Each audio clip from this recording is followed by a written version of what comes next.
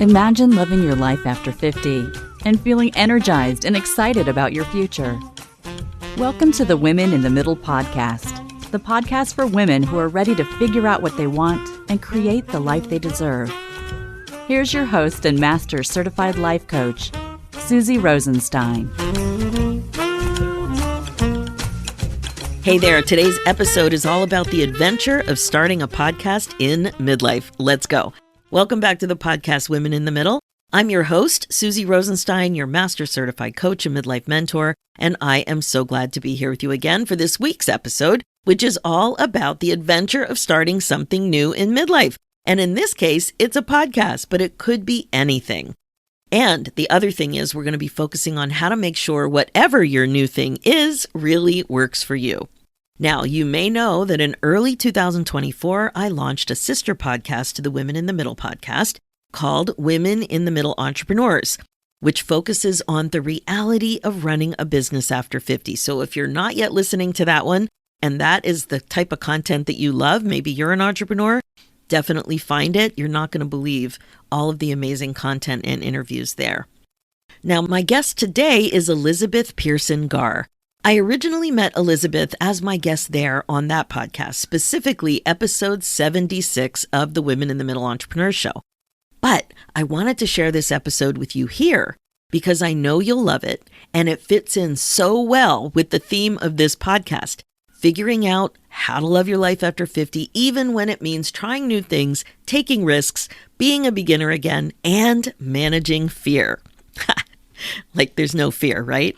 Joke. Big joke. There's plenty of fear, especially with starting new things. So I know you're going to love it. But just quick, before we dive into that, I want to make sure you know about a great option for how you can get unstuck and excited about your life again. Yes, I am talking about taking action and doing something about that gross, frustrating feeling you have when you know you're meant for more, you're feeling stuck, and you know it's probably time to do something about it. But you also know that you've just been spinning and wondering when something is going to change. That is, you're waiting or maybe indulging in confusion. That was totally me. I get it. And it is painfully frustrating. Here's the thing though. I can help you get unstuck, but you can't just sit there waiting for something amazing to happen in your life. You have to do something. You have to take action. And this is exactly why I created the Women in the Middle Happiness Academy. It's a 12-month group coaching program to help you get unstuck and create your happiness blueprint for your future, including starting to think about shifting into exceptional self-care, changes you dream of making, finding your purpose, being more intentional about relationships, or even reimagining your empty nest or retirement, or both. And by the way, whatever midlife transition you're thinking about, that can also include having more fun. So if you're ready to change your life for good and feel more relaxed and confident about your future alongside an awesome community of like-minded women, let's talk about it. I would love to be able to help you get unstuck and be happier than ever before. Go ahead and book your free no-obligation momentum call at www.womeninthemiddleacademy.com, and we will talk about what this could mean for you. Okay, let's dive in. My guest today is someone I really related to because, like me, she loves to ask questions. As I mentioned, my guest today is Elizabeth Pearson Garr. Elizabeth is fascinated by inspirational stories about people who do extraordinary things, and she created a podcast called What's It Like To? What's It Like To? And she wants to share those stories with you. Elizabeth uses her curiosity and skills as an interviewer to share what it's like to be and do what her guests do. As I always say around here, curiosity for the win. I know you're going to love this. Please enjoy this episode.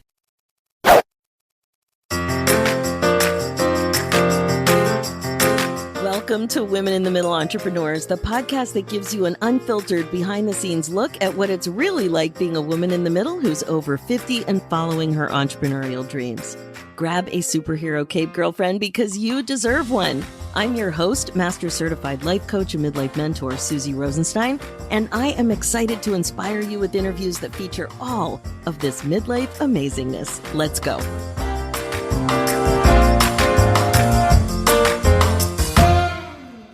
Hi there. Welcome back to the show. We have a really exciting interview ahead of us about leaving the working world to be a stay-at-home mom for 15 years and then making the decision to go back as an entrepreneur. Today, you'll be meeting Elizabeth Pearson Garr, a woman in the middle entrepreneur who's using her skills and experience as a journalist, documentary filmmaker, and TV producer now in a podcast business that shares inspirational stories about people who do extraordinary things. Welcome to the show, Elizabeth. Thanks so much for joining us today.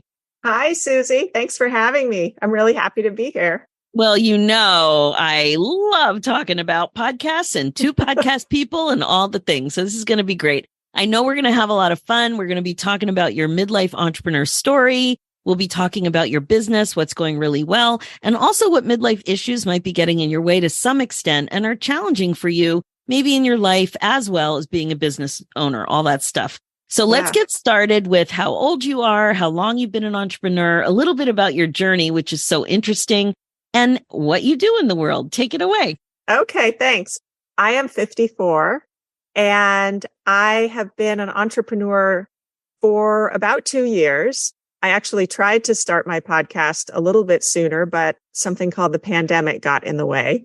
And I ended up starting a backyard pod school for both of my kids at the time with some friends. We decided to take our kids out of public school at the time and create sort of outside learning. We live in California, so we could do that. So that derailed my podcast dreams for a little bit of time. And I finally got going kind of mid-pandemic, thinking more seriously about my podcast. Actually took an online course through Stanford, and then finally actually launched my first episodes about a year and a half ago.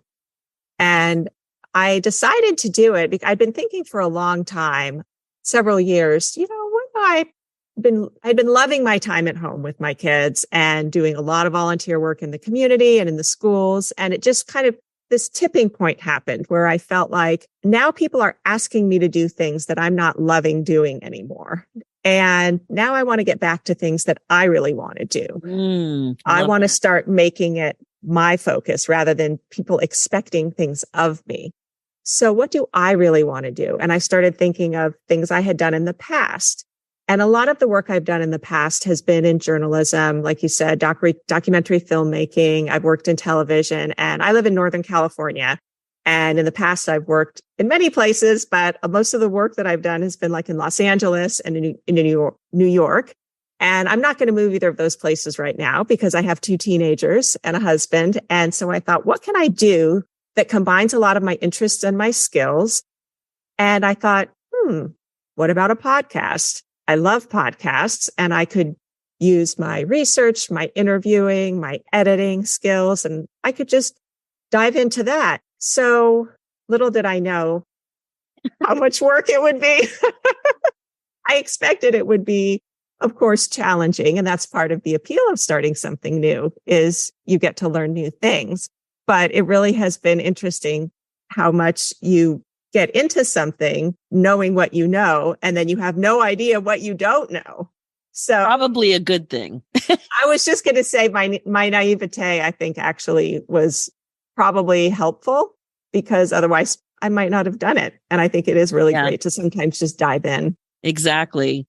Wow. So what is your favorite thing about the podcast direction? Well, as it turns out, it's so funny how things kind of develop. You're drawn to certain things and then they kind of can reveal themselves over time sometimes. So I spent a lot of time thinking, what should be the focus of this podcast? I have so many interests. It could have gone in many, many directions. And finally, I decided on, I've actually changed the name. It was initially called the Experience Podcast. The focus has remained the same. Now it's called What It's Like To. So I interview people who've had unique and interesting, intriguing experiences that most of us would never have.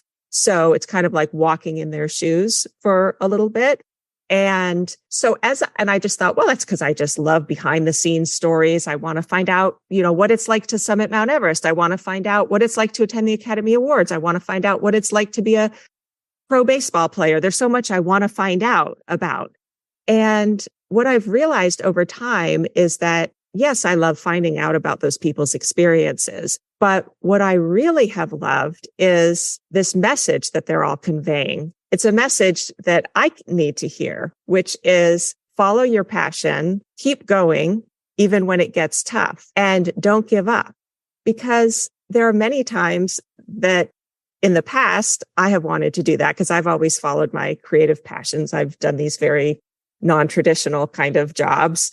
And in this journey of starting this podcast, which I kind of alluded to, had more challenges than I would have anticipated. There's many times it would be very easy to give up. And a lot of podcasters do give up, as you know, as well, because most, they call it pod fade because it's just, it becomes a bit of a grind after a while. People think it's a lot. That's the word. That's the word I use.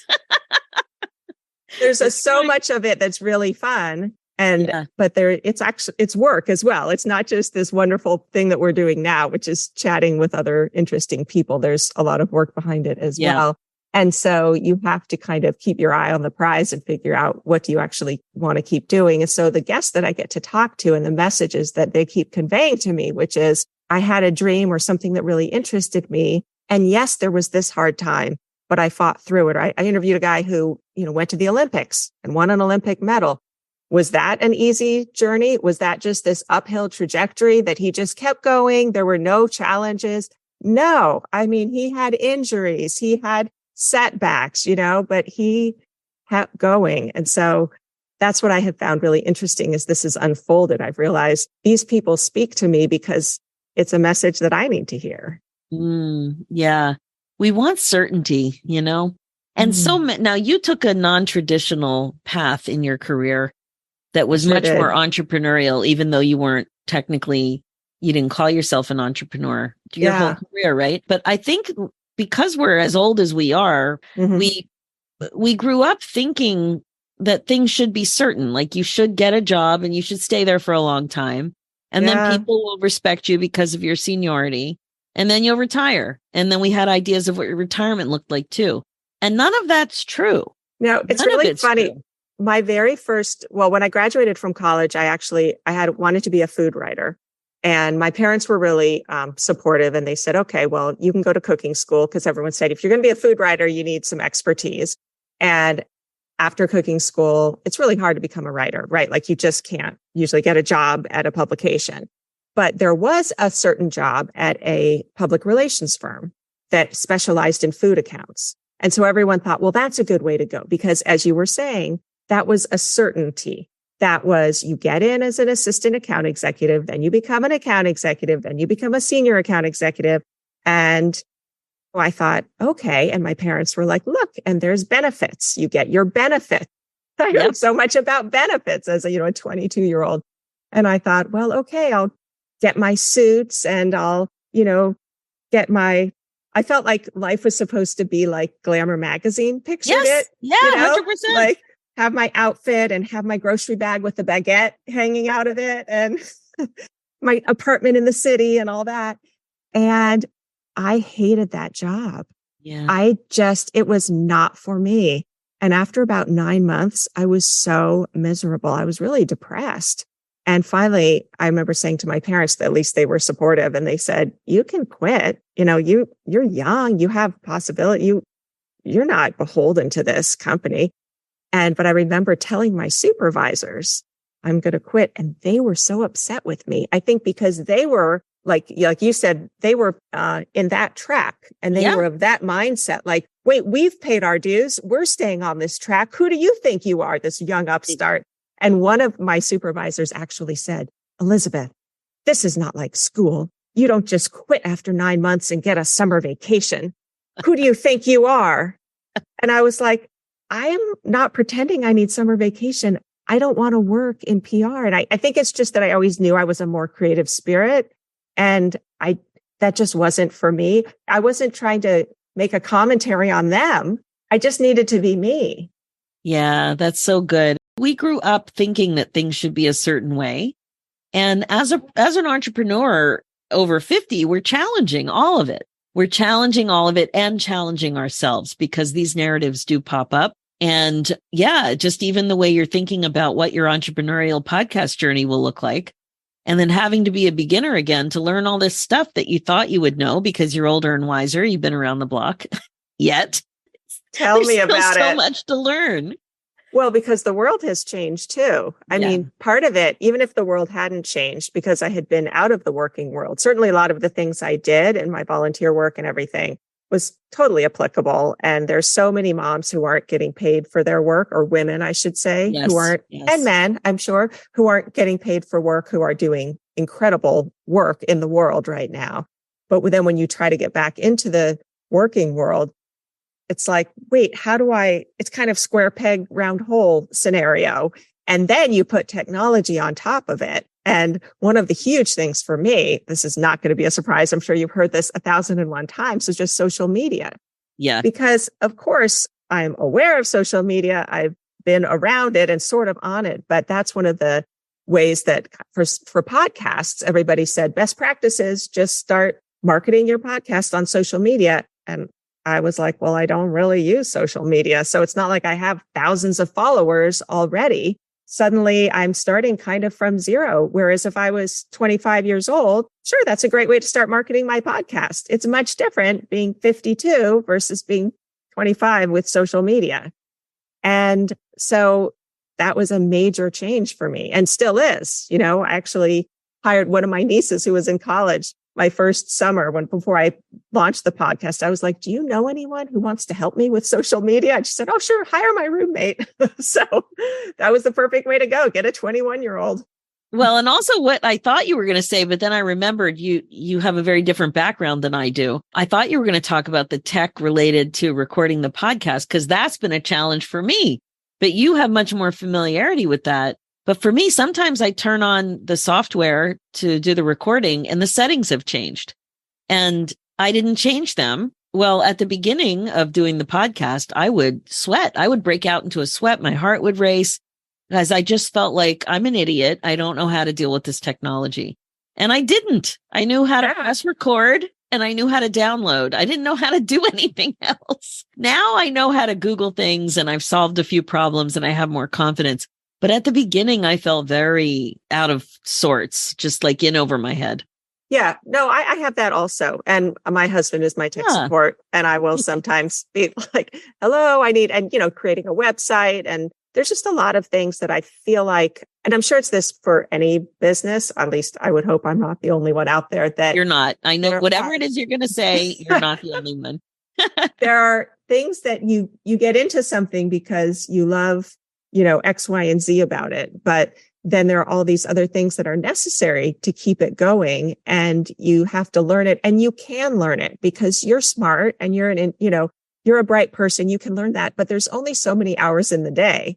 And so I don't want to focus on learning all of these things about new technology or social media or marketing practices or whatever. Like I can do it, but I can only spread myself so thin. I mean, there's a lot to do with this podcast. I still have a family. I still have a life to live. Like it's really hard to balance all of these things. And I'm not just in an office where they say, here are your priorities for the day. I am creating my priority list. Exactly. Elizabeth, you hit the nail on the head. Yeah. This comes up a lot in my community. It's like, yeah, we're smart. We love to learn and we love to help people. So if I can share and help inspire somebody and they can apply something to their lives, that's great. But when it comes to living your life, I know some people don't even think there's something called work-life balance, but many of us use the term and we know when it's off. We know when it's off, but really it's off because we're not living in a real coachy term in alignment with our priorities. We haven't figured out exactly what is the most important thing. It's so easy to just get caught up in the weeds and not take a step and look at a higher level. What am I really doing here? Am I spending my time wisely? Is this what I want to be doing? Am I getting the results from the things I'm spending so much time and money on? Just like all of it. And there is this part of the learning curve of how to have whatever balance is you're looking for. It's really true. I've gone through periods with this business of just realizing that I was working on it at every spare moment. Of course, when my kids are at school and then they would maybe come home from school and be like, okay, chat with them for a little. And then they're doing their homework. So I'm back at the computer, I'm doing something. Yeah. And then on the weekend, if they're busy, I'm working. And it was just kind of got to be almost like this thought of, okay, when are people busy so I can go back to work more? And it's a little crazy making because you need some space. You need some buffer zone between the work time because the work is here. It's in my house and my family is in my house. And I just need to be able to turn it off. And that has taken me some time to have that discipline to say, just because the computer's there and there's always work to be done, it doesn't mean I have to be doing it right now. I can sit and I can go for a walk with my husband and my dog. I can watch some TV with them. And like my older daughter's a basketball player and I knew basketball season was coming up. And I thought, I am not going to miss those basketball games just because there's work to be done. No, you have to prioritize things and just say, there's always going to be work. There's always work that needs to be done. There's always work that could be done. That's true. There's always more. There's always more. Yeah, there's always more. But should or need, it's usually more subjective than we think. Yeah. It's fascinating. I catch myself with that too. It's usually more subjective than we think. Like sometimes I freak out about my podcast schedule and my kids want me to do something or they see me working on the weekend or later at night. And I'm like, well, I have to get ahead because podcast day is Monday when I produce the other podcast and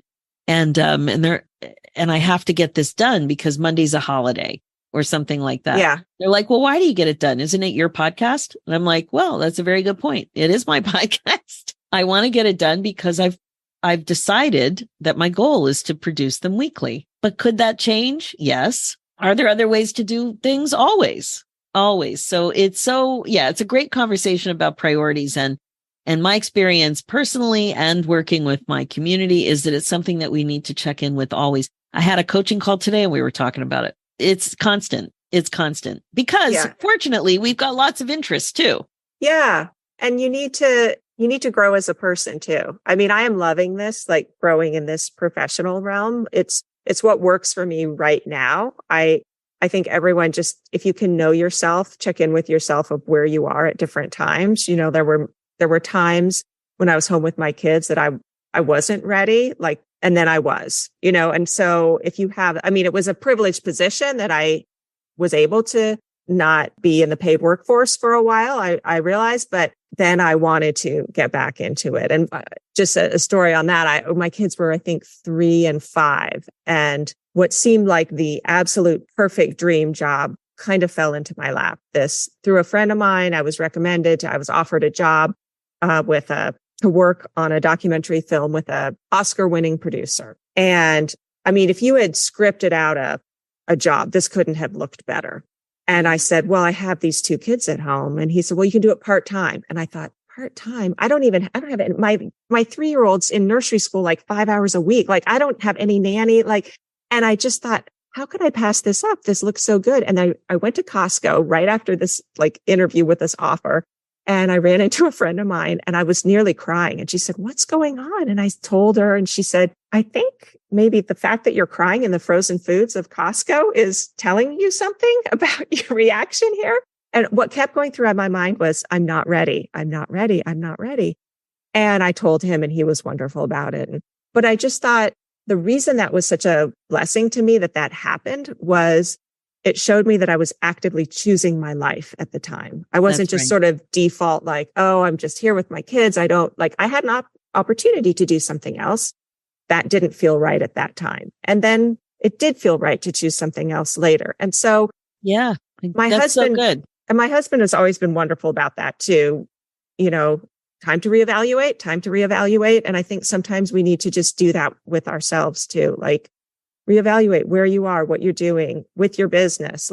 Is it kind of in balance enough? Like you were saying with, working too much on the weekends or maybe working too much in advance for a vacation coming up or whatever. We just have to try to stay in touch with yourself. Yeah, we're very disconnected when we get on the road to busy, Yeah. because we care so much. We're such high overachiever types.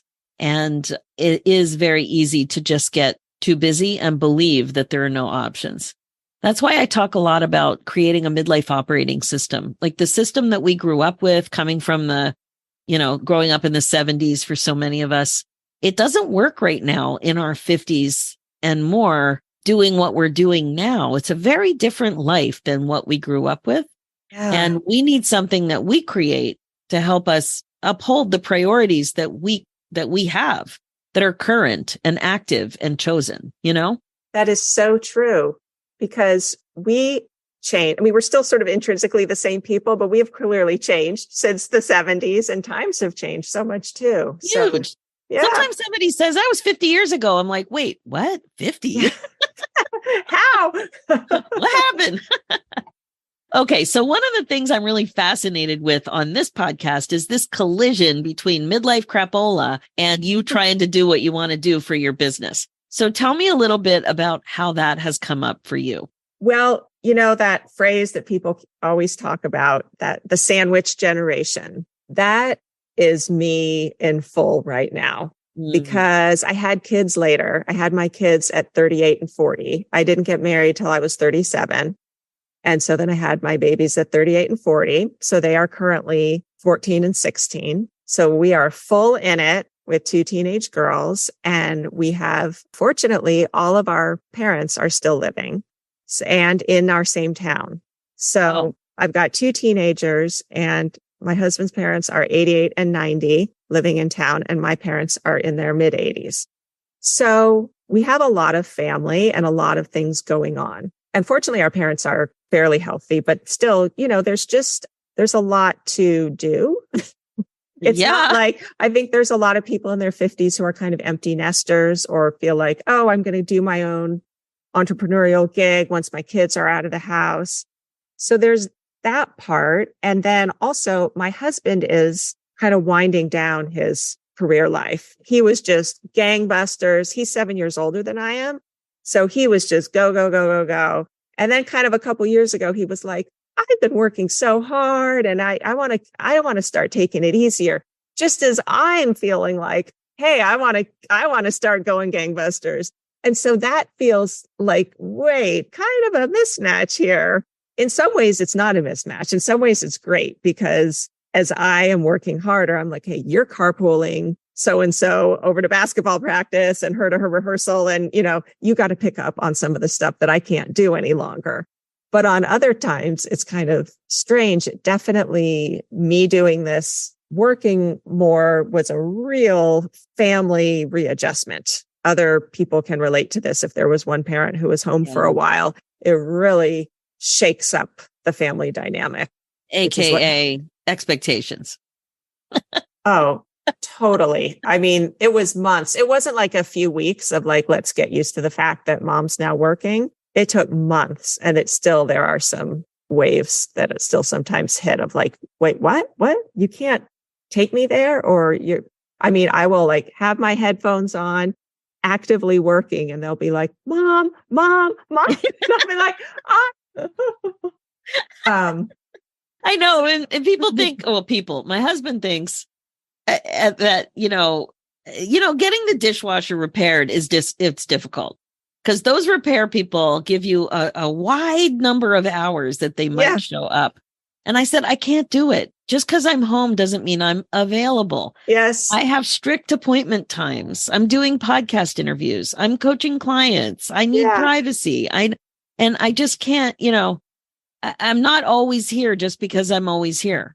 Yeah, you're not available just because your body is in the house. That's correct. And also when the doorbell rings, the dog goes crazy. Like, really been hard to lock things down. I totally hear you. But your kids are younger and they are still needing things. Yeah, definitely. And, that old axiom of like, when they're little, they need you physically, and when they're older, they need you emotionally. Yes. And I used to think, oh, I can't wait. I can handle it. Like I can handle the emotional stuff, but the physical, I just need to sleep. And now that they're older, I'm like, I can handle it, but it is challenging. Part of it is because sometimes like they want to talk late at night. Like, I want to go to bed. I got to get my sleep. Now you want to chat. And of course I want to be available to chat because that's precious time.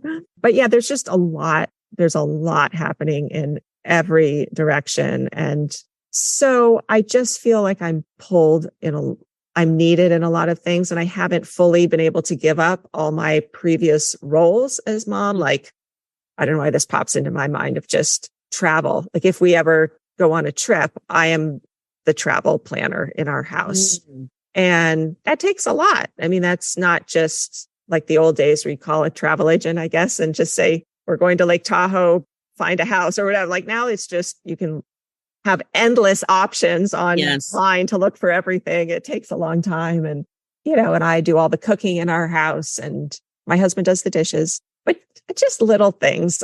I don't know. My daughter needed new basketball shoes and she ordered like 10 pairs, right? Tries them on and then they need to be returned. So just a simple thing like that, going through she does all fortunately the legwork, but then they need to be returned. I just feel like there's always stuff. There's a lot of stuff. There's a lot of stuff. And you've got those senior parents as well. And there's a lot of stuff there. There's a lot of stuff. And and this is the thing, like I really don't see a lot of people talking about what's really going on for women our age trying to be entrepreneurs when we can't just flick a switch and all of a sudden be really super duper available. It's just not really that way. And I would say, I mean, health-wise, I feel really lucky. I think that just talking about midlife, a lot of people talk about like, oh, menopause and there's such issues. I think the one problem for me has been when I was a teenager, I had migraines and then they went away after a couple of years. But after menopause, the migraines came back. Oh. And so my neurologist said, it's so interesting because it's the same thing that he often sees this because it's a hormonal issue. So that's my only issue is that I have to deal with like occasional, I know how to like ward them off now, but I'm lucky that I don't really have a lot of health issues that I'm dealing with, that I think a lot of women have different things that they don't talk about. Like somehow we feel like we can't talk about it's true. Changes that we go through, but I do have headaches. Like I was on a girls' getaway with some friends a few months ago, and we were just at brunch, and all of a sudden I was like, oh my gosh, a migraine is coming on. And they were like, what? I hadn't even told them that this is a thing I have to deal with. And I had to go to a quiet room. I had to take the medication. I had to sit for a while. And these are some of my closest friends, It's like, sorry, this is a thing for me. I got to deal with this. Wow. Yeah. Well, you're right. Menopause in general isn't talked about a lot. And that's come up a lot on these interviews. And I've talked to a lot of women who are working in the field, helping women with menopause. And for some reason, pregnancy was talked about a lot. Breastfeeding wasn't talked about as much. Menopause, not as much. And there is a lot going on with it. I mean, one of the main things I'm hearing from women on this podcast is energy. They're really feeling a difference in their energy. Oh, fortunately, I don't really have that. I think I feel very, I like to exercise. I feel like I need to exercise and get good sleep. Like I'm pretty committed to trying to. Yeah, you mentioned the sleep, and I think that's definitely helping. Yeah. Yeah. Well, I don't always get it between the kids wanting to talk late. And I do have issues with like things running around in my head. Sometimes in the morning, my husband will say, uh-oh, what kept you up last night? How many things are spinning now? But in general, I'd make that a priority because I don't know. It's important for me to feel like I have to take care of myself because I am juggling. I feel like that. It's not a clown. Who is that circus person with all the plates in the air? That's how I feel. I feel like that's me. Yeah, that sounds like it. Yeah. Where are you spending, like, what are you really focusing on with your business right now? What's the main focus? Marketing. I have to focus more on marketing. That's what I should be focusing on because I really like the product. That's what I like doing is the actual product. But it's kind of like if you make a movie or you write a book and no one sees it or reads it, is it really something, and that's how I feel with the podcast. Like I love doing it, but if not enough people are able to hear it, where is it kind of going? And so that has been a focus that I need to put more into. And there's no just direct route. I wish there was just a prescription and people could say, do A, B, C, and D. And then I would do it because I'm a good girl and I would follow the rules. But it's not that way. There's a million different ways you can go. And so that's how I need to be putting more of my focus. Definitely. Yeah, I hear you. If there was a prescription, I'd be all over it too. Yeah. It's funny. Just yesterday, it must have been the anniversary. It was the anniversary of my celebration of 1 million downloads for the original podcast. Wow. It was a year ago. Congratulations. Thank you. It was a year ago last week. And in the post, whenever it came up, I had broken down the milestones of when I hit 50,000, when I hit 100,000, when, and it kept going. And it's just fun to watch that as you do get more successful, things do pick up. Yes. And that, it's like that was the really tumbleweed fun. or something, like it goes and then it goes more and then it gets bigger. And that's great. It was really fun. And I got a lot of response from just sharing that memory. And it was fun to see the response. But I started from 0 to absolute 0, hating Instagram, still don't love Instagram. It is a learning curve. That's what they say about marketing. 50% works. The problem is you just don't know what 50% it is. But not doing anything is certainly not going to work. No. You got to try things. It's very hard to be found. That's for sure. So tell me, what is the best way for people to get a hold of you and find the podcast and all of that? Well, the podcast is everywhere podcasts are found, Apple, Spotify, Google Podcasts, all that. It's called What It's Like To. We also have a website called whatitsliketo.net, and you can sign up for mailing lists there. So that's generally, I also have Instagram, Twitter, Facebook. Those are all linked through our website. So you can contact me through any of those ways. I think it's fun to connect with people. And I love getting suggestions for guests. Sometimes people will say, oh, my aunt does this really cool thing. You should interview her. And so I love hearing from people, feedback about the show or suggestions for guests. That's great. I love it. So Elizabeth, I love your story. I love that you're what you're doing now really is a natural extension of your experience. And that's what I'm always saying to women who are stuck and unclear about what their passion is or what they want to do. You're already on the right path. You just don't see it. It's just a matter of thinking a little bit differently about what you've always been attracted to and what you've always been curious about. And it's just so much fun to see that happened again for you. Each step doing the next right thing, it just brought you to where you are now. It's super fun. So thank you so much for taking the time from your day to share all this. I really appreciate it. Thank you so much for having me. And thank you for the words of encouragement. Oh, absolutely. Okay, so that's all for now. If you're listening and loving what you hear, please like and subscribe. Reviews are great too and much appreciated. And if you're a woman in the middle who's 50 or over and an entrepreneur and would also like to come on the show, please go to www.midlifeinterviews.com and fill out an application. We'd love to have you on to share your story. Thanks so much for listening. It's never too late for you to put yourself on your agenda. I'm Susie Rosenstein, and I'll talk to you again soon. Now, real quick before we say goodbye, if you are connecting with this show, I'd love to invite you to a happiness breakthrough coaching session. It's my laser-focused coaching call that will help you get clear about what's getting in your way as a woman in the middle entrepreneur and confident about your next steps to more happiness in your next chapter. Head over to www.nextchapterbreakthrough.com. Talk to you soon.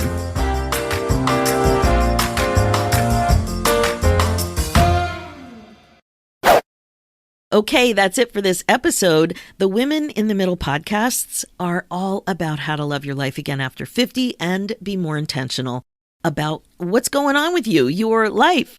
The focus is on coaching you to incorporate mindfulness into your life as a regular practice. This is how you put yourself on your agenda. My focus as your midlife coach is to help you get unstuck, clear, and focused on your current values and priorities so you don't have regrets. Think about it. It's a big deal. I can help you create the success you're looking for because life is just too short to waste time spinning and thinking about what you can't do instead of what you can do. That's why I created the Women in the Middle Happiness Academy with you in mind, because it's a warm, supportive, and fun coaching community of like-minded women who embrace the gift of aging and grow forward together. It's totally possible to feel great about your roadmap to a more fun, meaningful, and regret-free next chapter. I want this for you too, so let's talk about it and see if the Academy makes sense for you this year. Apply and book your free no-obligation consult momentum call at www.womeninthemiddleacademy.com. There are exciting new bonuses too that you are not going to want to miss. And finally, for show notes and links, head over to www.susierosenstein.com and click the podcast tab and look for episode 391. You'll also see links there for my new show, Women in the Middle Entrepreneurs. Thanks so much for listening. It's time for you to put yourself first, one thought at a time. I'm Susie Rosenstein, and I'll talk to you next week.